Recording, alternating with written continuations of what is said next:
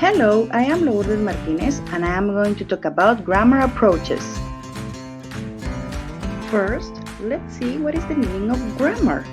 According to Cambridge Dictionary, grammar is the study or use of the rules about how words change their form and combine with other words to make sentences.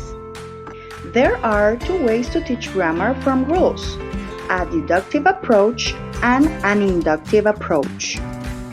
The deductive approach starts with the presentation of a rule and is followed by example in which the rule is applied. Some disadvantages in the deductive approach can be: start the lessons with a grammar presentation. Grammar explanation encourages a teacher-front, transmission-style classroom. Explanation is such as a demonstration.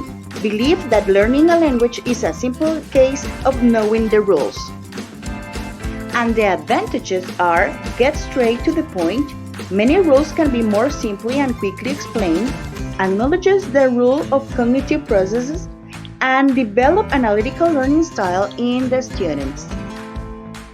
The inductive approach starts with some examples from which a rule is inferred.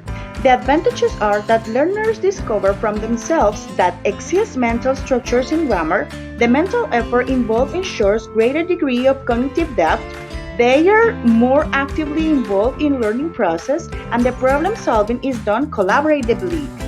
Some disadvantages working grammar with an inductive approach can be: time and energy spent in working out rules may mislead. It can place heavy demands on teachers in planning a lesson, frustrate students who had a past learning experience. And also we have the generative grammar that indicates the structure and interpretation of sentences that native speakers of a language accept as belonging to their language. It was introduced in the 1950s by Noam Chomsky. This grammar will generate well-formed syntactic structures of the language, will have a finite number of rules but will be capable of generating an infinite number of well-formed structures. A weakness of generative grammar is that many teachers of English as a second language assume that it is pedagogically unadaptable to the needs of a secondary curriculum.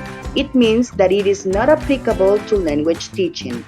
What method used to teach grammar?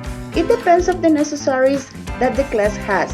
As a teacher, I probably use a mixture of the three because it depends on the theme and the time and the class. Thank you for your attention.